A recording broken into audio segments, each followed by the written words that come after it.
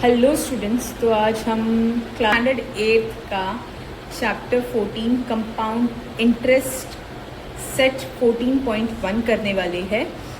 फटाफट चैनल को सब्सक्राइब करो। I will make it very easy for you to understand. बहुत इजी वे में मैं एक्सप्लेन करूँगी, अपने फ्रेंड्स के साथ भी शेयर करना, ठीक है।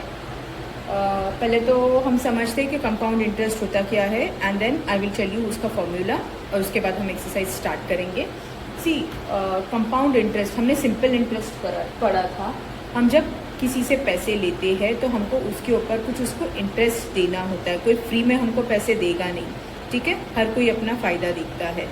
तो अगर हम किसी से पैसे लेते हैं, चाहे वो बैंक हो या कोई भी हो, हम जब किसी से पैसे लेते हैं तो उसके ऊपर हम कुछ परसेंट पे किसी को इंटरेस्ट पे करते हैं, उसको बोलते हैं simple interest. And compound interest वो इंटरेस्ट है जो इंटरेस्ट हम किसी से लेते हैं एक पर्टिकुलर पीरियड के लिए, और हम उसको नहीं पे करते हैं। उसका प्रीवियस ईयर का जो इंटरेस्ट है हम नहीं भर पाते, हमको नेक्स्ट ईयर वो मिला के भरना होता है, वो है आपका compound interest. It is that simple, okay. अगर समझो आपने किसी से इंटरेस्ट लिया, लोन लिया है 5000 रुपीज़ के लिए, ठीक है। समझो आपने 2 इयर्स के लिए लिया है और आपने 1 ईयर का भरा नहीं, तो आपको नेक्स्ट ईयर वो मिला के भरना है। That is your compound interest, okay. अब देखते हैं कि इसका फॉर्मूला क्या है। तो फर्स्ट अमाउंट फाइंड करने का फॉर्मूला है principal. P is your principal, 1 plus R upon 100 and N, okay.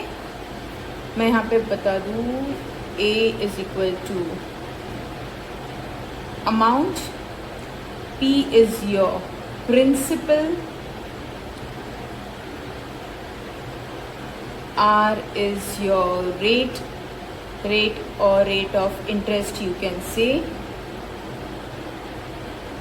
and N is your number of years। Number of years मतलब कितने ईयर्स के लिए आपने इंटरेस्ट लिया है, तो वो N है आपका। That is your number of years. और पीरियड, हम नंबर ऑफ ईयर्स को हम पीरियड बोलते हैं, कितने समय के लिए लिया है। प्रिंसिपल वो होता है जो आप कितना उधार ले रहे हो, कितना अमाउंट किसी से बोरो कर रहे हो। फॉर एग्जांपल, अगर आप 5000 किसी से ले रहे हो तो वो 5000 आपका प्रिंसिपल है। कितने ईयर्स के लिए ले रहे हो वो आपका नंबर ऑफ ईयर्स तय करेगा, और सामने वाला आपको उसके ऊपर कितना इंटरेस्ट चार्ज कर रहा है।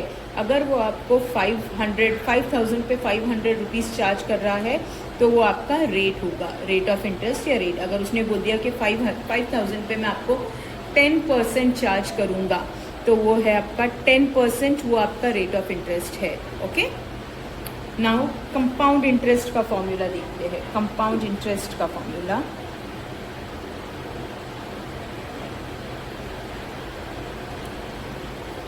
फॉर्मूलाज प्लीज़ आपको लर्न करना है, बिना फॉर्मूला के सम सॉल्व नहीं होगा। Your formula is amount minus your principal, amount minus principal. Amount में से जब हम प्रिंसिपल को माइनस करेंगे हमको कंपाउंड इंटरेस्ट मिलेगा, okay. That is A minus P, A minus P, okay.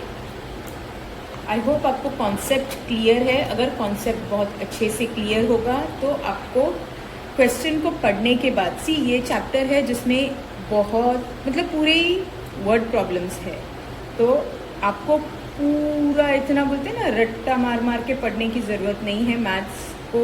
अगर आप क्वेश्चन भी पढ़ोगे ना तो आप बहुत इजीली कॉन्सेप्ट समझने के बाद प्रिंसिपल क्या है, रेट ऑफ इंटरेस्ट क्या है, और उसका नंबर ऑफ ईयर्स क्या है, मतलब जो जो फॉर्मूला में रिक्वायर्ड है ना, फटाफट आप निकाल के स्टार्ट कर सकते हो, okay. Come on, let's start with the first one. Question first में हमको दिया है कि find the amount and the compound interest. हमको कुछ प्रिंसिपल दिए हैं, रेट ऑफ इंटरेस्ट दिए हैं और नंबर ऑफ ईयर्स दिया है, और हमको बोला है क्या ढूंढना है, एक तो अमाउंट ढूंढना है जिसका फॉर्मूला हमारे पास है, एंड कंपाउंड इंटरेस्ट ढूंढना है, उसका भी फॉर्मूला हमारे पास है। हमको कुछ नहीं करना है, बस वैल्यूज़ डालनी है और आंसर निकालना है, इतना ही काम करना है।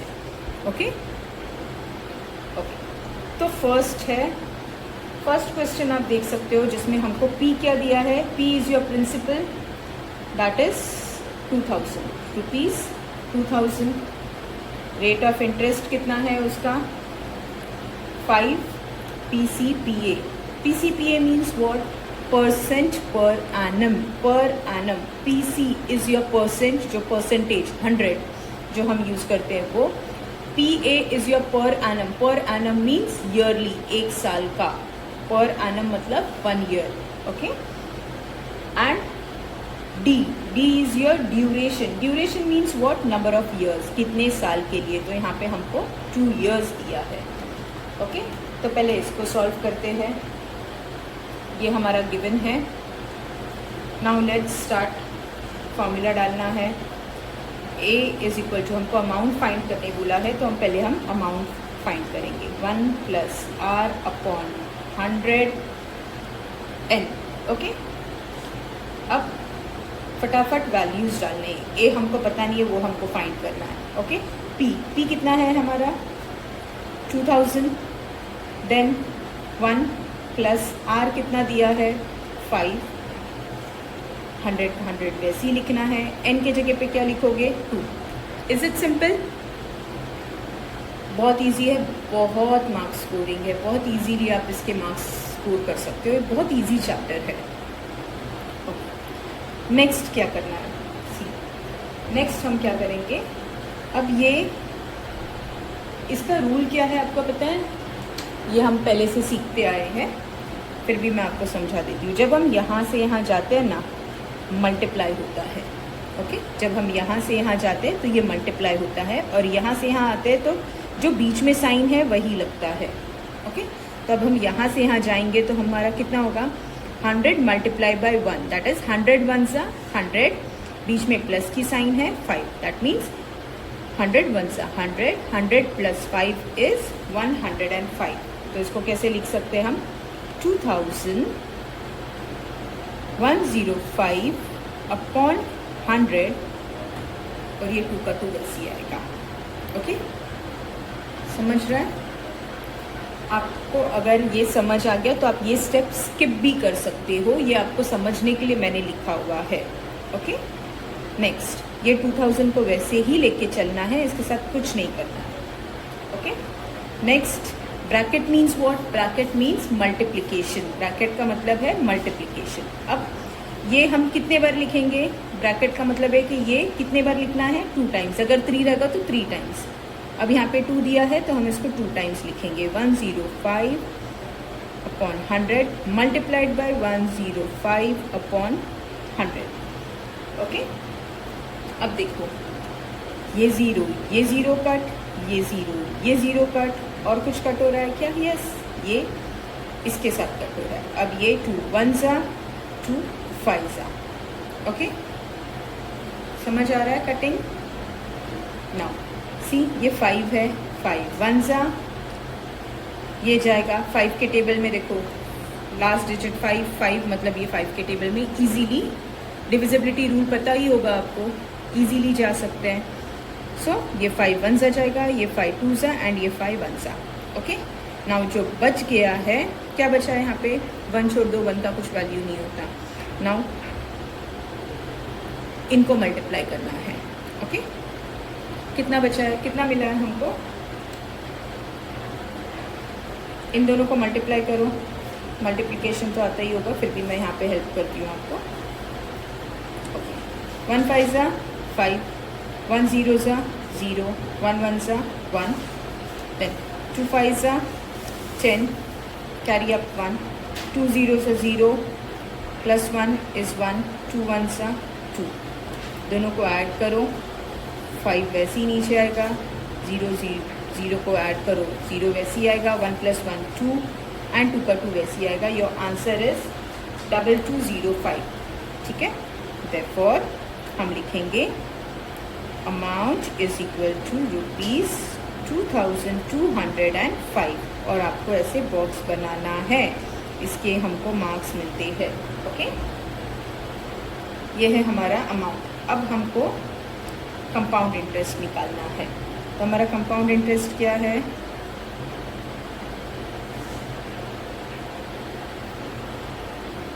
कंपाउंड इंटरेस्ट का फॉर्मूला बताओ, a minus P. Okay, which is equal to a क्या है हमारा 2205 माइनस p कितना दिया था हमको 2000 minus 2000 is equal to, subtract करो 2205 minus 2000। Okay, 5 minus 0 is 5, 0 minus 0 2 वैसे ही नीचे आएगा। आगे answer.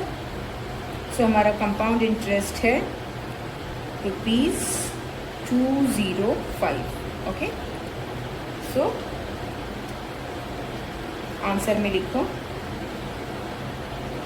Amount is equal to